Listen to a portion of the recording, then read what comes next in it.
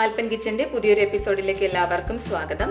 ഇന്ന് ഞാൻ നിങ്ങളെ പരിചയപ്പെടുത്തുന്നത് മുട്ട ചേർക്കാതെ നല്ല സോഫ്റ്റ് ആയിട്ടുള്ള ബണ്ണ് എങ്ങനെ നമുക്ക് വീട്ടിൽ തയ്യാറാക്കി എടുക്കാം എന്നുള്ളതിനെ കുറിച്ചിട്ടാണ്. ഈ ഒരു റെസിപ്പി ഞാൻ ഓവനിലും അതോടൊപ്പം തന്നെ ഓവൻ ഇല്ലാത്തവർക്കായിട്ട് നമ്മുടെ സാധാരണ പാനിലും ചെയ്തെടുക്കുന്നുണ്ട്. അപ്പോൾ ഇത് എല്ലാവരും അവസാനം വരെയും കണ്ടു നോക്കുക. വളരെ സിമ്പിളായിട്ട് നമുക്ക് തയ്യാറാക്കി എടുക്കാൻ പറ്റുന്ന ഒരു റെസിപ്പിയാണിത്. അപ്പോൾ നമുക്കിനി വീഡിയോയിലേക്ക് പോയാലോ. ബൺ ഉണ്ടാക്കാനായിട്ട് ആവശ്യത്തിനുള്ള ഇൻഗ്രീഡിയൻസ് ഞാനിവിടെ റെഡിയാക്കി വെച്ചിട്ടുണ്ട്. ഒരു പാത്രത്തിൽ 2 ടേബിൾ സ്പൂൺ മൈദ എടുത്തിട്ടുണ്ട്. ഒപ്പം 1/2 കപ്പ് വെള്ളം ഇവിടെ എടുത്തു വെച്ചിട്ടുണ്ട്. ഇത് നോർമൽ പച്ചവെള്ളമാണ്. 1/2 കപ്പ് എന്ന് പറയുന്നത് മെഷർമെൻറ്റ് കപ്പിൽ 125 ml കപ്പിലാണ് ഞാൻ 1/2 കപ്പ് അളന്ന് വെച്ചിരിക്കുന്നത്. പിന്നെ എടുത്തിരിക്കുന്നത് 3 ടേബിൾ സ്പൂൺ പാൽപ്പൊടിയാണ്, milk powder, 3 tablespoon sugar, 2 teaspoon yeast വേണം. പിന്നെ ഈ ഒരു കപ്പിൽ എടുത്തു വെച്ചിരിക്കുന്നത് 1/2 കപ്പും പിന്നെ ഒരു 3/4 ടേബിൾ സ്പൂണും കൂടെ ചേർത്തിട്ട് വാം വാട്ടറാണ്, ചെറിയ ചൂടുവെള്ളമാണ് ഈ എടുത്തു വെച്ചിരിക്കുന്നത്. പിന്നെ നമുക്കിതിലേക്ക് ആവശ്യമായിട്ടുള്ള മാവാണ് 2 കപ്പ് മൈദ മാവാണ് ഈ എടുത്തു വെച്ചിരിക്കുന്നത്.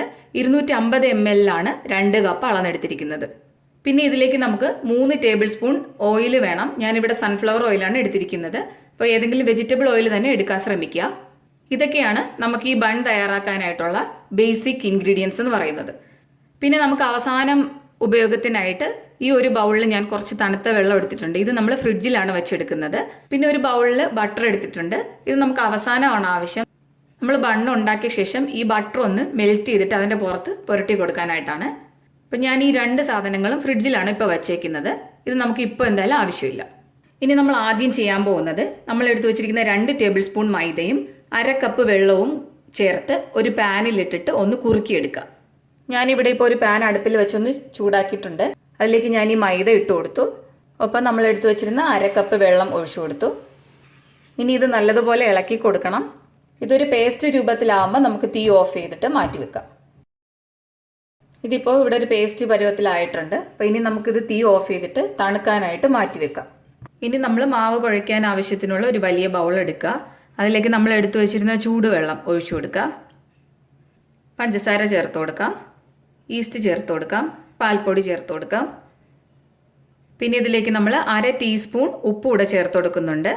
അത് ഞാൻ നേരത്തെ ഇൻഗ്രീഡിയൻസ് പറഞ്ഞപ്പോൾ പറഞ്ഞിട്ടില്ലായിരുന്നു. അപ്പോൾ ഇതിലേക്ക് നമ്മൾ 1/2 ടീസ്പൂൺ ഉപ്പ് കൂടെ ചേർത്ത് കൊടുത്തിട്ട് ഒന്ന് മിക്സ് ചെയ്തെടുക്കുക. ഇതിപ്പോൾ ഞാൻ നന്നായിട്ടൊന്ന് മിക്സ് ചെയ്ത് വെച്ചിട്ടുണ്ട്. അപ്പോൾ ഇനി നമുക്കിതൊരു 5 മിനിറ്റ് റെസ്റ്റ് ചെയ്യാനായിട്ട് ഇങ്ങനെ തന്നെ വച്ചേക്കാം. 5 മിനിറ്റ് കഴിഞ്ഞ ശേഷം നമുക്കിതിലേക്ക് നമ്മൾ എടുത്തു വെച്ചിരിക്കുന്ന മാവ് ചേർത്ത് കൊടുക്കാം. ഇനി ഇതിലേക്ക് നമ്മൾ ആദ്യം മാവ് കുറുക്കി തണുക്കാനായിട്ട് മാറ്റി വെച്ചിരുന്നത് കൂടെ ചേർത്ത് കൊടുക്കാം. ഇതിനെല്ലാം കൂടെ നമുക്ക് നന്നായിട്ട് കുഴച്ചെടുക്കാം.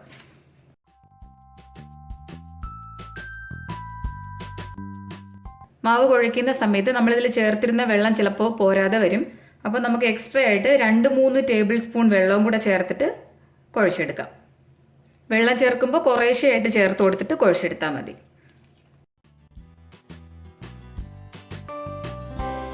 മാവ് ആദ്യം നല്ലോണം ഒന്ന് കുഴച്ചെടുത്ത ശേഷം പിന്നെ അതിലേക്ക് കുറേശ്ശെ ഓയിൽ ഒഴിച്ചു കൊടുത്തിട്ട് വീണ്ടും ഒന്ന് മിക്സ് ചെയ്തെടുക്കുക.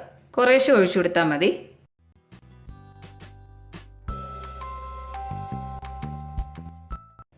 കൈകൊണ്ട് നമ്മൾ കുറച്ച് കുഴച്ച ശേഷം ഇനി നമ്മളിതൊരു 20 മിനിറ്റ് കണ്ടിന്യൂസ് ആയിട്ട് ഒന്ന് കുഴച്ചെടുക്കണം.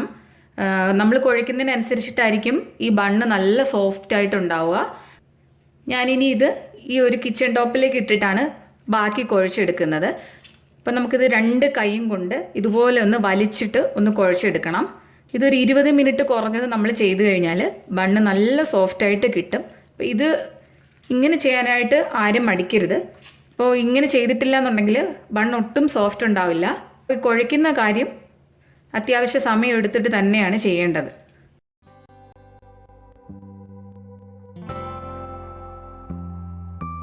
ബാക്കിയുള്ള ഓയിലൂടെ മുഴുവനും ഞാൻ ഒഴിച്ചു കൊടുത്തിട്ട് ഇതുപോലെ തന്നെ ചെയ്തു കൊടുക്കുന്നുണ്ട്.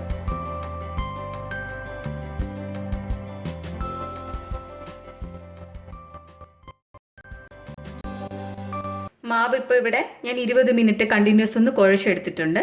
ഇപ്പോൾ കണ്ടില്ലേ, നല്ലപോലെ സോഫ്റ്റ് ആയിട്ടാണ് ഈ മാവ് ഇരിക്കുന്നത്. അപ്പം നമുക്കിനി ഇതൊരു ബോൾ പോലെ ആക്കിയിട്ട് നേരത്തെ നമ്മൾ മാവ് കുഴച്ച ബൗളിന് ഉള്ളിലാക്കിയിട്ട് ഇതുപോലെ ഒരു കോട്ടൺ തുണി ഉപയോഗിച്ചിട്ട് അടച്ചു വെച്ചേക്കുക. ഇത് നമ്മൾ 1 മണിക്കൂർ നേരം റെസ്റ്റ് ചെയ്യാനായിട്ട് മാറ്റി വെക്കണം. ഞാനിപ്പോൾ ഈ മാവ് ഒരു 2 മണിക്കൂർ കഴിഞ്ഞിട്ടാണ് ഒന്ന് തുറന്നത്. കാരണം എനിക്കിവിടെ ടെമ്പറേച്ചർ വളരെ കുറവാണ്. പുറത്തൊരു 20 ഡിഗ്രിയൊക്കെ ഉള്ളൂ. അതുകൊണ്ട് തന്നെ വീട്ടിനുള്ളിലൊക്കെ ഒരു 16 ഡിഗ്രി ടെമ്പറേച്ചറേ ഉള്ളൂ. അത് കാരണം ഇത് പൊങ്ങി വരാനായിട്ട് കുറച്ച് സമയം അധികം എടുക്കും. പക്ഷെ നമ്മുടെ നാട്ടിലേക്ക് ടെമ്പറേച്ചർ വെച്ചിട്ട് 1 മണിക്കൂറിനുള്ളിൽ തന്നെ ഇത് നല്ലോണം വീർത്ത് വരും. അപ്പോൾ ഇനി നമുക്കിത് വീണ്ടും ഒന്നുകൂടെ തന്നെ ഈ ടോപ്പിലിട്ടിട്ട് ഒന്ന് കുഴച്ചെടുക്കാം. ഇതിന് നമ്മൾ ഒത്തിരി നേരം ഒന്നും കുഴക്കണ്ട. അപ്പോൾ ഇനി നമ്മളിതിനെ ഇതുപോലെ ഒന്ന് റോളാക്കി ഉരുട്ടി ഇങ്ങനെ എടുക്കാം. ഈ റോള് നമ്മൾ ചെയ്യുമ്പോൾ ഭയങ്കര ഷേപ്പൊന്നും വേണമെന്നൊന്നുമില്ല കേട്ടോ. ഇനി നമുക്കിതൊന്ന് ചെറിയ പീസായിട്ട് മുറിച്ചെടുക്കാം.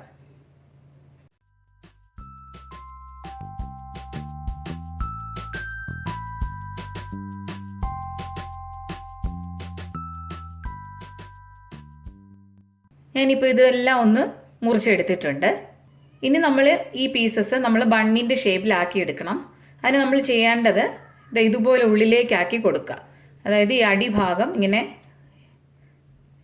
ഉള്ളിലേക്കാക്കി കൊടുക്കണം. അപ്പോൾ ഈ ഭാഗം റൗണ്ട് ഷേപ്പിനായിട്ട് കിട്ടും. കയ്യിൽ ഒട്ടിപ്പിടിക്കുകയെന്നുണ്ടെങ്കിൽ ഇച്ചിരി മാവ് ഉപയോഗിച്ചിട്ട് നമുക്ക് ചെയ്തെടുക്കാം. ഇനി ഇതുപോലെ തന്നെ ഈ കട്ട് ചെയ്ത് വെച്ചിരിക്കുന്ന മാവെല്ലാം ഈ ബോൾ ഷേപ്പിലാക്കി എടുക്കാം. നേരത്തെ പറഞ്ഞതുപോലെ ഞാനിന്ന് ഓവനിലും ചെയ്യുന്നുണ്ട്. ഒപ്പം ഇതുപോലുള്ള ഒരു ഇഡ്ഡലി തട്ടിൽ ഒരു 4 ബണ്ണ് റെഡിയാക്കുന്നുണ്ട്. ഇത് ഞാൻ പാനിൽ വെച്ചിട്ടാണ് ചെയ്യുന്നത്. ഇത് ഓവൻ്റെ ട്രേ ആണ്. ഞാൻ ഉള്ളിൽ അല്പം എണ്ണ പുരട്ടിയിട്ട് ഒരു ബട്ടർ പേപ്പർ ഒട്ടിച്ചു വെച്ച് കൊടുത്തിട്ടുണ്ട്. ഇഡ്ഡലി തട്ടിൽ ഞാൻ കുറച്ച് എണ്ണ പുരട്ടി കൊടുത്തിട്ടുണ്ട്. നമ്മളിപ്പോൾ ഉണ്ടാക്കി വെച്ചിരുന്ന ഒരു ബോള് നമുക്കിതിലേക്ക് ഇങ്ങനെ വെച്ച് കൊടുക്കാം. ബാക്കിയിരിക്കുന്ന മാവും ബോളാക്കി ചെയ്തെടുക്കാം. ഞാനിവിടെ ചെറിയ ബോൾസ് ആയിട്ടാണ് ചെയ്തെടുക്കുന്നത്. നമുക്ക് ആവശ്യത്തിനുള്ള വലുപ്പത്തിനനുസരിച്ച് മാവ് കട്ട് ചെയ്തെടുത്തിട്ട് വലിയ ബോൾ വേണമെന്നുള്ളവർക്ക് വലുതായിട്ടും ചെയ്തെടുക്കാവുന്നതാണ്. ബോൾസ് എല്ലാം ഞാനിവിടെ റെഡിയാക്കിയിട്ടുണ്ട്. ഓവൻ്റെ ട്രേയിൽ ഒരു 8 എണ്ണം തയ്യാറാക്കിയിട്ടുണ്ട്. പിന്നെ നമ്മുടെ ഇഡ്ഡലി തട്ടിലൊരു 4 എണ്ണം. ഇനി വീണ്ടും നമ്മൾ നേരത്തെ കവർ ചെയ്തതുപോലെ ഒരു ടവലും കൊണ്ട് ഇതിന് ഒരു 30 മിനിറ്റ് 2 എണ്ണത്തിനെയും കവർ ചെയ്ത് വെക്കുക. റെസ്റ്റ് ചെയ്യാൻ വെച്ച ബോൾസ് ഒന്നുകൂടി ഒന്ന് വീർത്ത് വന്നിട്ടുണ്ട്. ഇത് ഇഡ്ഡലി തട്ടിലേത്. അപ്പോൾ ഇനി നമുക്കിത് ബേക്ക് ചെയ്തെടുക്കാം. അതിന് മുമ്പായിട്ട് ഞാൻ ആദ്യം നിങ്ങളോട് പറഞ്ഞിട്ടുണ്ടായിരുന്നു ഞാൻ കുറച്ച് വെള്ളം ഫ്രിഡ്ജിലൊന്ന് തണുക്കാനായിട്ട് വെക്കുന്നുണ്ടെന്ന്. അപ്പോൾ ഇതിപ്പോൾ തണുത്ത് നല്ല ഐസ് വാട്ടർ ആയിട്ടുണ്ട്. ഇത് നമുക്കൊന്ന് ഇതിൻ്റെ മുകളിലേക്ക് ബ്രഷ് ചെയ്ത് കൊടുക്കാം. ഇതെന്തിനാന്ന് വെച്ച് കഴിഞ്ഞാൽ അല്ലാന്നുണ്ടെങ്കിൽ നമ്മൾ ബേക്ക് ചെയ്തെടുക്കുമ്പോഴത്തേക്ക് മുകൾ ഭാഗം പെട്ടെന്ന് കരിഞ്ഞു പോവും. അതിന് വേണ്ടിയിട്ടാണ് ഈ തണുത്ത വെള്ളം കൊണ്ടൊന്ന് ചെറുതായിട്ട് ബ്രഷ് ചെയ്ത് കൊടുക്കുന്നത്. നമ്മൾ ഈ സെയിം ബണ്ണ് തന്നെയാണ് ബർഗറിനായിട്ട് യൂസ് ചെയ്യുന്നത്. അപ്പോൾ കുറച്ചുകൂടെ ഭംഗിക്ക് വേണ്ടിയിട്ട് നിങ്ങൾക്ക് വെള്ള നിറത്തിലുള്ള എള്ള് കയ്യിലിരിപ്പുണ്ടെങ്കിൽ നമ്മൾ ഈ വെള്ളം പുരട്ടിയതിന് പുറത്തായിട്ട് കുറേശ്ശെ എള്ള് ഇട്ട് കൊടുത്തു കഴിഞ്ഞാൽ ഈ ബണ്ണ് ബേക്ക് ചെയ്ത് വരുമ്പം കാണാനും നല്ല ഭംഗിയുണ്ടാവും, കഴിക്കാനൊരു ടേസ്റ്റ് ഉണ്ടാവും. അപ്പോൾ ബർഗർ ഉണ്ടാക്കാനായിട്ട് നമ്മൾ കുറച്ചുകൂടി വലിയ റോൾസ് ആയിട്ട് വേണം പ്രിപ്പയർ ചെയ്യേണ്ടത്. ഓവൻ ഞാൻ 10 മിനിറ്റ് മുമ്പ് 200 ഡിഗ്രി സെൽഷ്യസിൽ പ്രീഹീറ്റ് ചെയ്യാൻ ഇട്ടിട്ടുണ്ടായിരുന്നു. അതോടൊപ്പം ഇതുപോലെ ഒരു നോൺ സ്റ്റിക്ക് പാൻ ഞാനൊന്ന് അടുപ്പിൽ വെച്ചിട്ട് ചൂടാക്കിയിട്ടുണ്ട്. ഉള്ളിലൊരു സ്റ്റീൽ പ്ലേറ്റാണ് ഇട്ട് കൊടുത്തിരിക്കുന്നത്. നിങ്ങൾക്ക് സാധാരണ പ്ലേറ്റ് ഉണ്ടെങ്കിൽ അത് ഇട്ട് കൊടുത്താലും മതി. അപ്പോൾ ഇത് നന്നായിട്ടൊന്ന് ചൂടായിട്ടുണ്ട്. ഞാൻ ഹൈ ഫ്ലെയിമിൽ ചൂടാക്കിയിട്ട് മിഡിൽ ഫ്ലെയിമിലാക്കി വെച്ചിരിക്കുകയാണ് ഇപ്പോൾ. ഇനി നമുക്കിത് ഉള്ളിലേക്ക് വെച്ച് കൊടുക്കാം. ഇനി ഇത് നമുക്ക് നന്നായിട്ട് അടച്ചു വയ്ക്കാം. നമ്മൾ ബണ്ണ് ബേക്ക് ചെയ്തെടുക്കുമ്പോൾ തീ എപ്പോഴും മിഡിൽ ഫ്ലെയിമിൽ വേണം ഇട്ടേക്കാനായിട്ട്. കാരണം ഞാൻ നേരത്തെ പറഞ്ഞിട്ടുണ്ടായിരുന്നു ഓവനിലെ ടെമ്പറേച്ചറും ഞാൻ 200 ഡിഗ്രി സെൽഷ്യസ് ആണ് സെറ്റ് ചെയ്തേക്കുന്നത്. നമ്മൾ കേക്കൊക്കെ ബേക്ക് ചെയ്യുമ്പോഴത്തേക്ക് ഈ 170 ഡിഗ്രി സെൽഷ്യസിൽ പതുക്കെയാണ് ബേക്ക് ചെയ്തെടുക്കുന്നത്. ഇത് പക്ഷേ കുറച്ച് ടെമ്പറേച്ചർ അധികം കൊടുത്തിട്ടാണ് ബേക്ക് ചെയ്യാറുള്ളത്. അതുപോലെ തന്നെ നമ്മൾ ഇതുപോലെ ഒരു പാനിൽ ഉണ്ടാക്കുന്ന സമയത്ത് ഒത്തിരി അങ്ങ് ലോ ഫ്ലെയിമിൽ വെക്കരുത്, ഒരു മീഡിയം ഫ്ലെയിമിലെങ്കിലും വെച്ചിരിക്കണം. അപ്പോൾ ഇനി ഇത് ഞാൻ ഓവനിലൊന്ന് വെച്ചിട്ട് എടുക്കാൻ പോവാണ്. ബണ്ണ് നല്ലോണം വെന്തിട്ടുണ്ട്. പാനിലും 20 മിനിറ്റ് ആയപ്പോഴത്തേക്കാണ് ബേക്കായി വന്നിട്ടുള്ളത്. ഇനി നമുക്കിത് പുറത്തെടുത്തിട്ട് തണുക്കാനായിട്ട് മാറ്റി വെക്കാം. ഇത് ഓവനിൽ ബേക്ക് ചെയ്തെടുത്ത ബണ്ണാണ്. 200 ഡിഗ്രി സെൽഷ്യസിൽ 20 മിനിറ്റ് ബേക്ക് ചെയ്തപ്പോഴത്തേക്ക് അതും റെഡി ആയിട്ടുണ്ട്. നമ്മൾ ബേക്ക് ചെയ്തെടുത്ത ബൺസ് എല്ലാം നല്ല ചൂടുണ്ട്. അപ്പോൾ നമുക്കിനി ഇത് തണുക്കാനായിട്ട് മാറ്റി വെക്കണം. അതിനു മുമ്പ് നമുക്കിതിലേക്ക് ബട്ടർ ഒന്ന് പുരട്ടി കൊടുക്കാം. നേരത്തെ ഞാൻ എടുത്തു വെച്ചിരുന്ന ബട്ടർ ചെറുതായിട്ടൊന്ന് ഉരുക്കി എടുത്തിട്ടുണ്ട്. അപ്പോൾ നമ്മൾ ഈ ബട്ടർ പുരട്ടുമ്പോൾ ബണ്ണിൽ ചൂടോടുകൂടി തന്നെ വേണം പുരട്ടി കൊടുക്കാൻ.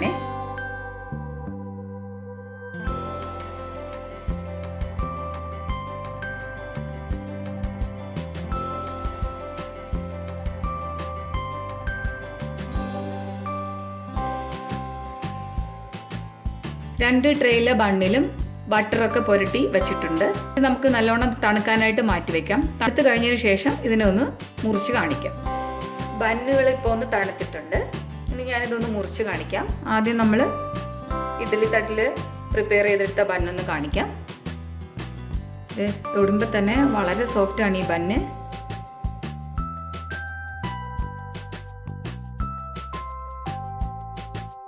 ഇനി ഞാൻ ഓവനിൽ ബേക്ക് ചെയ്തത് ഒരെണ്ണം മുറിച്ച് കാണിക്കാം.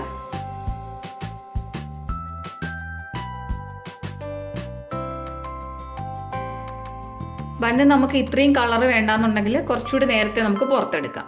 ഈ ഒരു വീഡിയോ നിങ്ങൾക്ക് എല്ലാവർക്കും ഇഷ്ടപ്പെട്ടെന്ന് വിശ്വസിക്കുന്നു. നിങ്ങൾക്ക് ഈ റെസിപ്പി ഇഷ്ടമായെന്നുണ്ടെങ്കിൽ നിങ്ങൾ മറ്റുള്ളവർക്ക് കൂടി ഒന്ന് ഷെയർ ചെയ്ത് കൊടുക്കുക. അതോടൊപ്പം എൻ്റെ ചാനൽ ആദ്യമായി കാണുന്നവർ ദയവായി ഒന്ന് സബ്സ്ക്രൈബ് ചെയ്യൂ. ലൈക്ക് ചെയ്യാനും കമൻറ്റിലൂടെ എഴുതി അറിയിക്കാനും മറക്കരുത്. അടുത്ത എപ്പിസോഡിൽ മറ്റൊരു വീഡിയോയുമായി നമുക്ക് വീണ്ടും കണ്ടുമുട്ടാം.